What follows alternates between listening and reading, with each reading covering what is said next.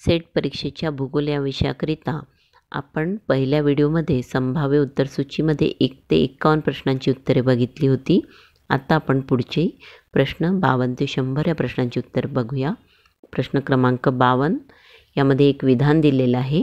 उष्णकटिबंधीय आवर्त विषुववृत्तापासून 5 डिग्री उत्तर आणि 5 डिग्री दक्षिण यांच्यामध्ये तयार होत नाही. हे जे विधान आहे हे सत्य आहे. त्यानंतर कारण कोरिओलिस बल ध्रुवावर सर्वाधिक असते, हे पण सत्य आहे. पण हे जे विधान आहे याच्यासाठी हे जे कारण आहे हे अयोग्य आहे. कारण विषुववृत्तावर आवर्त निर्मिती न होण्यामागचं सगळ्यात मोठं कारण आहे तेथील तापमान. आपण या क्षेत्राला डोलड्रम असेही म्हणतो. तर डोलड्रममध्ये आवर्त निर्मिती होण्यासाठी उष्ण आणि शीत वायुराशी एकत्र येणे आवश्यक आहे. पण वर्षभर सूर्यकिरणे ही लंबरूप पडल्यामुळे तेथे आवर्त निर्मितीला किंवा उष्ण आणि वायुराशीला उपलब्ध स्रोत नसल्याने इथे आवर्त निर्मिती होत नाही. म्हणजे कोरिओलिस या फॅक्टरपेक्षाही तापमान हा फॅक्टर उष्णकटिबंधीय क्षेत्रामध्ये आवर्त निर्मिती न होण्यास महत्त्वाचा आहे. म्हणून आपल्याला इथे उत्तर करावे लागेल बी, की ए आणि आर अचूक आहे, परंतु आर हे एचे अचूक स्पष्टीकरण नाही. आता प्रश्न क्रमांक 53. खालीलपैकी कुठला पर्याय हा परावर्तनाचा बरोबर उतार क्रम आहे? त्याच्यामध्ये सगळ्यात जास्त परावर्तन हिमाद्वारे होते, त्यानंतर वन, नंतर पाणी आणि काळी फरसबंदी. फरसबंदी म्हणजे फरशी. तर ब्लॅक जो सरफेस असतो तो सर्वात कमी जास्त रिफ्लेक्ट करतो, म्हणून इथे उत्तर होईल बी. त्यानंतर प्रश्न क्रमांक 54. विषममंडलातील विविध वायूंचे थर खालपासून ते वरपर्यंत असे आहे. तर सगळ्यात खाली नायट्रोजन, मग ऑक्सिजन, मग हेलियम आणि सगळ्यात हलका आहे हायड्रोजन. हायड्रोजन हेलियमपेक्षाही दुपटीने हलका आहे, म्हणून इथे उत्तर होईल बी. प्रश्न क्रमांक 55. याच्यामध्ये आपल्याला 2 यादी दिलेल्या आहेत आणि त्याच्या जोड्या जुळवायच्या आहेत. तर याच्यामध्ये सगळ्यात पहिले विषुववृत्त सगळ्यांना माहिती आहे की 2दा सूर्यकिरणं लंबरूप पडतात, म्हणून 21 मार्च आणि 22 सप्टेंबर हे एसाठी 2 नंबर होईल. त्यानंतर कर्कवृत्त आणि मकरवृत्त. तर अशा वेळेस आपल्या भारताचे स्थान लक्षात घ्या की भारतामध्ये कर्कवृत्तीय रेषा जाते आणि कर्कवृत्तावर म्हणजे 21 जूनला सूर्यकिरणे लंबरूप पडतील, म्हणून बीसाठी 3 नंबर. मग हा असलेला ऑप्शन आहे ए.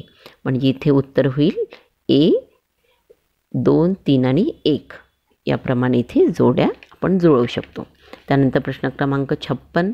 अरुंद क्षेत्राच्या बरोबर जिथे आर्द्रतेमध्ये अचानक बदल होतो त्यास असे म्हणतात, त्यास म्हणतात शुष्क रेषा. म्हणजे ए ऑप्शन इथे बरोबर आहे. प्रश्न क्रमांक 57. इथे एक विधान दिलेलं आहे. आघाडी जशी जवळ येते तसा वातावरणीय भार कमी होतो. तर हे विधान सत्य आहे की इथे शीत आघाडी द्यायला पाहिजे होतं. शीत आघाडी जशी जवळ येते तसा वातावरणीय भार कमी होतो आणि याला कारण जे आहे आघाडी कमी दाबाच्या द्रोणीमध्ये स्थित असते. तर हे कारण याला इथे चुकीचे वाटते, म्हणून इथे ऑप्शन आपण बी करेक्ट करू. ए आणि आर अचूक आहेत, परंतु आर हे एचे अचूक स्पष्टीकरण नाही. त्यानंतर प्रश्न क्रमांक 58. ऑक्सिजन समस्थानिके विश्लेषण याचा उपयोग या अभ्यासासाठी होतो. तर जर ऑक्सिजन आयसोटॉप्स ॲनालिसिस जे आहे ते भूतकाळातील हवामान बदल अभ्यासते, म्हणून बी ऑप्शन इथे बरोबर होईल. प्रश्न क्रमांक 59. रिकामी जागा थर हा रात्रीच्या वेळी आयनावरणामध्ये उपस्थित असतो. तर याचं उत्तर आहे डी, एफ. त्यानंतर आपल्याला प्रश्न क्रमांक 60. स्थानिक वाऱ्याची नावे आणि ज्या प्रदेशामध्ये ते आढळतात यांच्या याद्या दिलेल्या आहे आणि आपल्याला जोड्या जुळवायच्या आहे. तर खमसीन आणि चिनूक ही उष्ण वारे आहे आणि मिस्ट्रल आणि बोरा ही शीतवारे आहे.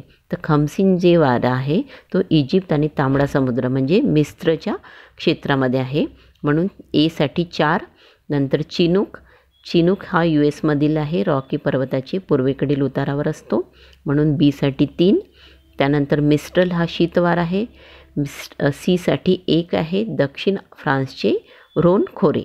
आणि बोरा हा शीतवारा ॲड्रियाटिक समुद्राचा जो पूर्व किनारा आहे युगोस्लाविया येथील वारा आहे.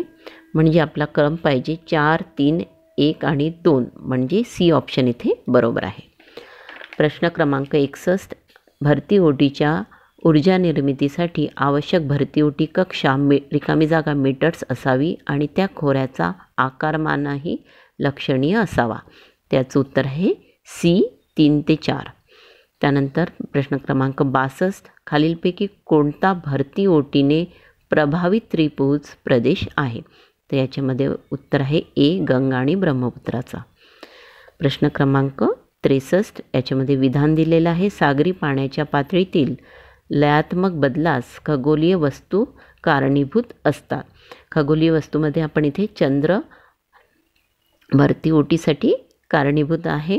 त्यानंतर कारण जे आहे सागरी पाण्याच्या पातळीतील बदलास पृथ्वीच्या परिभ्रमणाने निर्माण झालेले केंद्रत्यागी बल कारणीभूत आहे. तर हे पण उत्तर बरोबर आहे. पण आपण जर इथे विधानाचा जर विचार केला तर केवळ पृथ्वीचं जे केंद्रत्यागी बल आहे ते कारण शिवाय चंद्राचं गुरुत्वाकर्षण बलही याच्यासाठी कारणीभूत आहे. म्हणून आपण इथे हे उत्तर आपण इथे टिक मार्क करू, कारण खगोलीय वस्तू पृथ्वी पण आहे. म्हणून आपण इथे दोन्ही अचूक असून आर हे एचे योग्य विश्लेषण आहे असे इथे आपण टिक मार्क करू शकतो.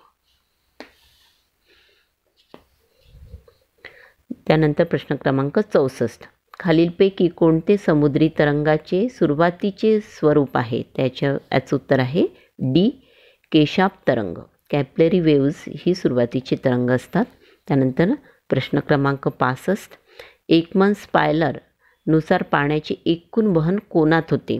तर सरफेस जे वेव्ज आहे त्यांची डिग्री असते 45 डिग्री आणि नेट वेव्ह याची असते 90 डिग्री. आणि इथे नेट वेव्ह विचारलेलं आहे म्हणजे उत्तर होईल सी 90 डिग्री. प्रश्न क्रमांक 66. खालीलपैकी कोणते विधान बरोबर आहे? सगळ्यात पहिलं आहे सागर वातावरणातील पाणी, उष्णतेची जुळवणी आणि त्यांचे वेगवान हस्तांतरण हे पृथ्वीच्या परिवलनाने देखील प्रभावित होत असतात. हे सत्य आहे. त्यानंतर उत्तर गोलार्धात कोरिओलिस बलामुळे सागरी पाणी त्याच्या मार्गापासून उजवीकडे ढकलले जाते. आपल्याला माहीतच आहे की विषुववृत्त जसे वारे ओलांडतात तर फेरेलच्या नियमाप्रमाणे कोरिओलिस शक्तीमुळे वारे आपल्या उजवीकडे झुकतात आणि वाऱ्याच्या दिशे अनुरूप सागराची पण लाटांची दिशा असते. म्हणूनच 2 उत्तरही बरोबर आहे. आता तिसरं बघूया. सूर्य आणि चंद्रामुळे पृथ्वीच्या दोन्ही बाजूस भरती फुगवटा होतो. हे पण बरोबर आहे म्हणजे 1, 2, 3 हे आपलं उत्तर डी बरोबर आहे. प्रश्न क्रमांक 67. सागरी खोरे विकसनाच्या संकल्पनेनुसार सागरी खोरे बंद होण्याच्या स्थितीस असे संबोधले जाते. याला म्हणतात अंत्यस्थिती म्हणजे टर्मिनल स्टेज. प्रश्न क्रमांक 68. खंडांत उताराचा सरासरी कोन असतो? हा असतो 3 ते 5, पण आपल्याला ऑप्शनमध्ये 4 दिलेला आहे म्हणून आपण 4 टिक करू म्हणजे डी ऑप्शन इथे बरोबर आहे. प्रश्न क्रमांक 69. अनुतटीय प्रवाहांच्या अभिसरणाने रिकामी जागाची निर्मिती होते. अनुतटीय प्रवाहाला आपण वेलांचली धारा पण म्हणतो. याच्यानंतर रीप हा प्रवाह तयार होतो म्हणून आपण बी ऑप्शन इथे त्याला तरंगिका म्हणतात. इथे बरोबर आहे. प्रश्न क्रमांक 70. उष्ण आणि उपोष्ण कटिबंधातील सागरी पाण्यावर सौर विकिरण उच्च प्रवाह रिकामी जागा डिग्रीपेक्षा जास्त असतो. याचं उत्तर आहे ए 25. त्यानंतर प्रश्न क्रमांक 71. लवणीय परिस्थितीशी जुळवून घेणाऱ्या वनस्पतीस रिकामी जागा असे म्हणतात. याला म्हणतात हॅलोफाइट्स. त्यानंतर प्रश्न क्रमांक 72. प्रश्न क्रमांक 72. दुष्काळाची बहुभुजाकृती म्हणून कोणता प्रदेश ओळखला जातो? Polygon of drought. याला ड्रॉट कॉर्डिलेटरल असंही म्हटलं जाते. तर याचं उत्तर आहे साओ रायमेंदो ब्राझील. हे ब्राझीलच्या उत्तर पूर्वेकडे हे क्षेत्र स्थित आहे. यासंबंधित जर अधिक विस्तारित माहिती तुम्हाला हवी असेल तर 10व्या वर्गाचं जे ब्राझील आणि भारताचा तुलनात्मक अभ्यास आहे महाराष्ट्र स्टेट बोर्डमध्ये त्या संबंधित माझे 10व्या वर्गाचे व्हिडिओज आहे. तर या प्रश्नाच्या उत्तराच्या संबंधित लिंक मी आपल्या कमेंट बॉक्समध्ये तुमच्यासाठी उपलब्ध करून दिलेली आहे, ती तुम्ही नक्की बघा. त्यानंतर प्रश्न क्रमांक 73, याच्यामध्ये यादी 1 आणि यादी 2 या दोन्हीमध्ये आपल्याला जोड्या जुळवायच्या आहे. ए आम्ल पर्जन्य, बी फोटोकेमिकल स्मॉग, सी हिमोग्लोबिनशी संयोग आणि डी ओझोन क्षय. तर एचं जे उत्तर आहे ते CO2 फोटोकेमिकल स्मॉगसाठी उत्तर आहे असंपृक्त हायड्रोकार्बन, आणि हिमोग्लोबिनशी संयोग याच्यासाठी CO, आणि ओझोन क्षय CHCl2 आणि CHFO2. तर क्लोरोफ्लोरो कार्बनसाठी ओझोन क्षय आहे, म्हणजे डीसाठी एक ऑप्शन पाहिजे. पण आपण जे उत्तर शोधले त्याप्रमाणे 3, 4, 2, 1 हे उत्तर असायला हवे, म्हणजे बी हे उत्तर इथे अचूक आहे. त्यानंतर प्रश्न क्रमांक 74, याच्यामध्ये आपल्याला जोड्या जुळवायच्या आहे. इथे फारच सोपी अशा जोड्या दिलेल्या आहे बायोजॉग्रफीवर. तर हिरव्या ज्या वनस्पती असतात त्या उत्पादक असतात. त्यानंतर परजीवी जे आहे ते आहे द्वितीय भक्षक, आणि परजीवी प्राणी आणि परजीवी ज्या वनस्पती असतात त्या असतात प्राथमिक भक्षक, आणि बुरशी हे विघटक. याप्रमाणे 4, 3, 2, 1 डी ऑप्शन इथे बरोबर आहे. प्रश्न क्रमांक 75, इथे विधान दिलेलं आहे, परिसंस्था या खुल्या संस्था म्हणून ओळखल्या जातात. हे बरोबर आहे. कारण याच्यासाठी परिसंस्था म्हणजे जीव व प्राकृतिक पर्यावरण यामधील जटिल आंतरसंबंध होय. हे दोन्ही बरोबर आहे, म्हणून पहिलं ऑप्शन ए आणि आर अचूक आहे, आणि आर हे एचे योग्य स्पष्टीकरण आहे. त्यानंतर प्रश्न क्रमांक 76, विधान दिलेलं आहे, पीक क्षेत्रात अतिरिक्त कीटकनाशकांच्या वापरामुळे कीटकनाशकयुक्त पाणी लगतच्या गोड्या पाण्यातील परिसंस्थेवर अंतर्भूत मत्स्यसेवन करणाऱ्या पक्ष्यांच्या संख्येत घट होत आहे. त्याचं कारण दिलेलं आहे की प्रदूषक नैसर्गिक अधिवासात बदल घडवून आणतात आणि अन्नसाखळीमध्येही बदल घडवितात. तर हे जे उदाहरण दिलेलं आहे याच्यासाठी हे योग्य कारण आहे, म्हणून ए ऑप्शन इथे होईल की ए आणि आर अचूक असून आर हे एचे योग्य स्पष्टीकरण आहे. आता प्रश्न क्रमांक 77, खालीलपैकी कोणती केंद्र शासनाची मुख्य संस्था नॉडल एजन्सी पर्यावरणीय उपक्रमाच्या नियोजन आणि समन्वयासाठी जबाबदार आहे? तर नॉडल एजन्सी पर्यावरण आणि वन मंत्रालय, म्हणजे डी इथे उत्तर योग्य आहे. त्यानंतर प्रश्न क्रमांक 78, विविध देशांनी स्वाक्षरी केलेला क्योटो प्रोटोकॉल हा करार रिकामी जागाशी संबंधित आहे. हा स्वच्छ पर्यावरण आणि हवा बदल क्लायमेट चेंज आणि क्लीन एन्व्हायरमेंटशी संबंधित आहे. त्यानंतर प्रश्न क्रमांक 79, भारतात कोणत्या वर्षी आपत्ती व्यवस्थापन कायदा मांडला गेला? तर 2005ला आपत्ती व्यवस्थापन कायदा मांडला गेला होता. प्रश्न क्रमांक 80, आपदा आणि आपत्ती यामधील फरक कोणता? त्याचं उत्तर आहे बी, विविध प्रकारच्या सजीवास हानी पोहोचण्याची क्षमता म्हणजे आपदा, तर आपत्ती म्हणजे आपत्तीचा प्रत्यक्ष अनुभव होय. त्याच्यासाठी स्पष्टीकरणासाठी मी एक अगदी साधं उदाहरण तुम्हाला देते की जर तुम्ही वाळवंटात आहात आणि तेथे जर भूकंप आला, मात्र तुम्ही सुरक्षित असाल आणि तुम्हाला कोणत्याही प्रकारची तिथे कोणतीही जैवहानी झालेली नाही, तर ही होईल आपदा. पण तुम्ही जर शहरात आहे आणि तेथे खूप लोकांचा जीव गेले आणि खूप प्रकारची जैवीय हानी झाली, तर यावेळेस ती आपदा आपत्तीचं स्वरूप घेईल. म्हणजेच हे जे दुसरं वाक्य आहे की आपत्ती म्हणजे आपदेचा प्रत्यक्ष अनुभव, हे या उदाहरणाने तुम्हाला समजून येईल. तर हाच फरक आहे आपदा आणि आपत्तीमध्ये, म्हणून याचा उत्तर होईल बी. प्रश्न क्रमांक 81, केंद्रीय स्थल सिद्धांताच्या K3 तत्वावर जर वसाहतीची संख्या 81 असेल तर उच्च ते खालच्या क्रमांकावरील वसाहतीची श्रेणी कशी राहील? ते K3 क्रिस्टलचा जो सिद्धांत आहे तो बाजारासाठी असतो. त्याच्यामध्ये 81 म्हणजे हे 3-3 याने वाढत जाईल, म्हणून पहिलं उत्तर आहे 1, 3, 6, 9, 21, 47. त्यानंतर प्रश्न क्रमांक 82. औद्योगिक क्रांतीनंतर जागतिक लोकसंख्या मोठ्या प्रमाणावर वाढली. याचं कारण आहे बी, सी आणि डी. तर याच्यामध्ये बी, स्थलांतराची वाढलेली गती, मृत्यू दरामध्ये मोठ्या प्रमाणात झालेली घट आणि जन्मदराचे मृत्यूपेक्षा जास्त प्रमाण. तर सी आणि डी तर हे तर आहेच, पण मोठ्या प्रमाणात नागरीकरण हा फॅक्टर जास्त महत्त्वाचा नाही आहे. कारण लोकसंख्या जी वाढली, मोठ्या प्रमाणात वाढली औद्योगिक क्रांतीनंतर, याचं मुख्य कारण होतं की उद्योगाच्या ठिकाणी लोकांनी खूप मोठ्या प्रमाणात स्थानांतर केलेलं होतं आणि स्थलांतराची गती वाढल्यामुळे ही लोकसंख्या मोठ्या प्रमाणात वाढली. त्यानंतर प्रश्न क्रमांक 83. याच्यामध्ये जोड्या जुळवायची आहे. केंद्रित क्षेत्र, सेक्टर, बहुकेंद्रीयता, ग्राम, नगर, भाग. ते ह्या थेरीज जे आहे, तर सगळ्यात पहिली जी थेरी आहे ही केंद्रित क्षेत्र ही बर्गेसची आहे. म्हणजे आपल्याला पाहिजे एसाठी 3. इथे बी ऑप्शनमध्येच पहिल्यांदाच एसाठी 3 दिलेलं आहे, म्हणजे बाकी जोड्या आपापच जुळतील. नंतर बी म्हणजे सेक्टर थेरी आहे होमर आणि डेव्हिसची. त्यानंतर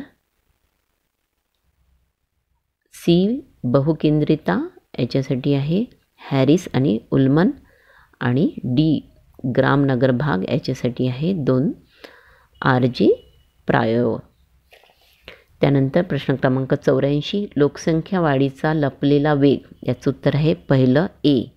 जास्त तरुण लोकसंख्येमुळे जन्मदराच्या वाढीनंतरही लोकसंख्या वाढीची प्रक्रिया चालू राहिलेली आहे. हाच आहे लोकसंख्या वाढीचा लपलेला वेग. त्यानंतर प्रश्न क्रमांक 85. विधान आहे झोपडपट्ट्या सामान्यतः लोकसंख्येच्या उच्च घनता आणि दाट वसाहतीने वैशिष्ट्यीकृत असतात. हे विधान आहे आणि याचं जे कारण दिलेलं आहे, झोपडपट्टीत मूलभूत सुविधा अपुऱ्या असतात.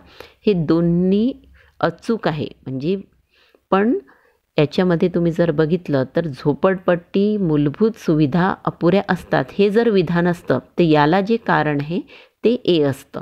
पण इथे उलटं दिलेलं आहे, म्हणून आपल्याला इथे ऑप्शन निवडावा लागेल बी. ए आणि आर अचूक आहे, पण आर हे एचे योग्य विश्लेषण नाही. प्रश्न क्रमांक 86. खालीलपैकी कोणते वाक्य चुकीचे आहे? याच्यामध्ये दुसरे बी जे वाक्य आहे ते चुकीचे आहे. नागरी नोंदणी पद्धतीतील गुन्हा नोंद ही महत्त्वाची सांख्यिकीय माहिती आहे. हे चुकीचं आहे, कारण गुन्हा नोंदणी ही सांख्यिकीय माहिती आवश्यक नसते. त्यानंतर प्रश्न क्रमांक 87. याच्यामध्ये जोड्या जुळवायच्या आहे. संक्रमण, दैनिक प्रवास, देशाबाहेर जाणारे स्थलांतरण आणि अभिसरण. त्याचं उत्तर आहे ए. एसाठी 3 आहे. संक्रमण, टेकडी भागावर वर आणि खाली केलेली हंगामी ये जा. त्यानंतर बीसाठी 1, दैनिक प्रवासामध्ये घरापासून ते कामाच्या ठिकाणापर्यंत ये जा. त्यानंतर सी, देशाबाहेर जाणारे स्थलांतर, याच्यासाठी 4, आंतरराष्ट्रीय सीमा ओलांडून केलेले स्थलांतर. आणि अभिसरणसाठी आहे 2, अल्पकालीन पुनरावृत्ती आणि चक्रीय स्थलांतर. म्हणजे आपला ऑप्शन इथे ए बरोबर आहे. 3, 1, 4, 2. त्यानंतर प्रश्न क्रमांक 88. रेव्हनिस्टन यांनी खालीलपैकी कोणते नियम दिले आहेत? त्याच्यातलं उत्तर आहे पहिला ए, बी आणि सी. तर ए आहे स्थलांतराचे प्रत्येक मुख्य प्रवाह हे प्रतिप्रवाह निर्माण करतात, हे रेव्हनिस्टनने सांगितलं. त्यानंतर अल्पकालीन स्थलांतरांमध्ये महिलांचे प्रमाण अधिक असते, हे पण बरोबर आहे. आणि सी जो ऑप्शन आहे, स्थलांतर करणे निवडक असते, हे योग्य आहे. त्यांनी चौथा जो ऑप्शन आहे, तंत्रज्ञानाच्या प्रगतीसह स्थलांतर वाढते, तर तंत्रज्ञान हा शब्द वापरलेला नाही, त्यांनी ट्रान्सपोर्टेशन हा शब्द वापरलेला आहे. त्याच्यामुळे हा ऑप्शन होणार नाही. डी, सी जास्त होणारा ऑप्शन आहे, कारण की स्थलांतर करणे हे निवडक असते. याच्यामध्ये प्रौढ किंवा जे जास्त वयोवृद्ध लोक आहे त्यांच्या इच्छेनुसार ते स्थलांतरित करतात. म्हणजे एक स्पेसिफिक सिलेक्शन असते, म्हणून स्थलांतर हे निवडक आहे किंवा सिलेक्टिव्ह आहे. म्हणून इथे ए, बी आणि सी हे रेव्हिन्युइस्टांचं नियम जे सांगितले ते ए ऑप्शन इथे योग्य आहे. त्यानंतर 89 प्रश्न, खालीलपैकी कोणत्या सिद्धांतकारांनी लोकसंख्या वाढ ही संपत्ती आणि दारिद्र्य याच्या विरुद्ध आहे असा मतप्रवाह मांडला? तर माल्थस हे सगळ्यांनाच माहीत आहे, पण जे दुसरा जो थिंकर आहे तो आहे डेव्हिड रिकार्डो. म्हणजे इथे उत्तर होईल ए आणि 2 बरोबर आहे.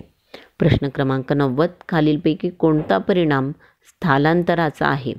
तर याचं उत्तर आहे सी.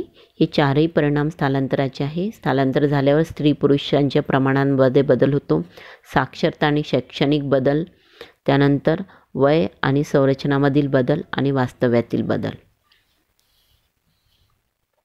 त्यानंतर प्रश्न क्रमांक 91, विधान ए, तांबे विगाळण उद्योगाचे बहुतेकदा कच्च्या मालाच्या स्त्रोतानिकट स्थानिकीकरण आढळते. हे उत्तर जे आहे अचूक आहे आणि याला जे कारण आहे ते बघूया. उद्योगाचे स्थानिकीकरण सामान्यतः कच्च्या मालाच्या स्त्रोताजवळ आढळते. ते दोन्ही अचूक आहे, पण आर हे एचे स्पष्टीकरण नाही. कारण तांबा हा अवजड कच्चा माल असल्यामुळे, म्हणजे जवळजवळ 2.5%च तयार झालेला जो तांबा असतो, जो ओरिजिनल मॅटर आहे तो फक्त 2.5%च मिळतो. आणि म्हणजेच हा अवजड कच्चा माल असल्यामुळे उद्योग हे तांबे वितळण्याच्या किंवा स्मेल्टिंग एरियामध्येच स्थापित झालेले असतात. म्हणून आर हे जे कारण आहे हे अचूक असले तरी एसाठी ते योग्य नाही. म्हणून इथे आपण ऑप्शन बी हा करेक्ट करू. त्यानंतर प्रश्न क्रमांक 92, खालीलपैकी कोणत्या प्रदेशात भात लागवडीची रोपण पद्धत जास्त प्रचलित आहे? इथलं उत्तर आहे डी, पश्चिम बंगालचा मैदानी भाग. प्रश्न क्रमांक 93, अखिल भारतीय मृदा आणि भूमी उपयोजन सर्वेक्षण संघटना 1970 अनुसार भूमी उपयोजन क्षमता वर्गवारीतील वर्ग 5 काय दर्शवितो? तर वर्गवारीतील वर्ग 5 जो आहे तो क्रॉपसाठी जास्त उपयुक्त जमीन नाही असा दर्शवतो, पण चरण्याकरिता खूप चांगले योग्यतेची ती जमीन असते हे दर्शवतो. म्हणून ए इथे उत्तर योग्य आहे. त्यानंतर प्रश्न क्रमांक 94, इथे आपल्याला परत जोड्या जुळवायच्या आहे. पुनर्नवीकरण म्हणजे रिन्युएबल रिसोर्स जो आहे सौर ऊर्जा आहे, म्हणजे एसाठी 4 येईल. नंतर नॉन रिन्युएबल अपुनर्निर्वीकरणमध्ये येईल कोळसा, म्हणजे बीसाठी 2. जैविकमध्ये येईल वने आणि चक्रीयमध्ये येईल जल, म्हणजे आपलं उत्तर पाहिजे 4, 2, 1, 3, म्हणजे डी ऑप्शन इथे बरोबर आहे. प्रश्न क्रमांक 95, परत जोड्या जुळवायच्या आहे. इथे बेरबेको, कोन्युको, कॅनगिन आणि चेना या ज्या जमाती आहे याच्यामध्ये सगळ्यात पहिलं जे आहे बेरबेको याच्यासाठी मेक्सिको, कोन्क्युको याच्यासाठी आहे व्हेनेझुएला आणि कॅनगिन जे जमात आहे ती फिलिपिन्समध्ये आणि चेना श्रीलंकामध्ये, म्हणजे 3, 1, 2, 4 हे ऑप्शन पाहिजे आणि ते आहे सी इथे करेक्ट आहे. प्रश्न क्रमांक 96, खालीलपैकी कोणत्या देशास सहकाराची भूमी असे संबोधले जाते? तर जपानला असं संबोधले जाते, पण जपान ऑप्शन नाही आहे. तर युरोप खंडामध्ये डेन्मार्कला सहकाराची भूमी असे संबोधले जाते. प्रश्न क्रमांक 97, रशियातील राज्य मालकीच्या शेतीस रिकामी जागा असे म्हणतात? तर सी ऑप्शन बरोबर आहे, सौखोज असे रशियामध्ये राज्य मालकीच्या शेतीस म्हटले जाते. प्रश्न क्रमांक 98, उद्योगाच्या स्थानिकीकरणात खालीलपैकी कोणता दृष्टिकोन आशावादी वर्तणुकीसंबंधी आहे? म्हणजे आपल्याला इथे optimizer behaviour belong to which of the following approach to industrial location.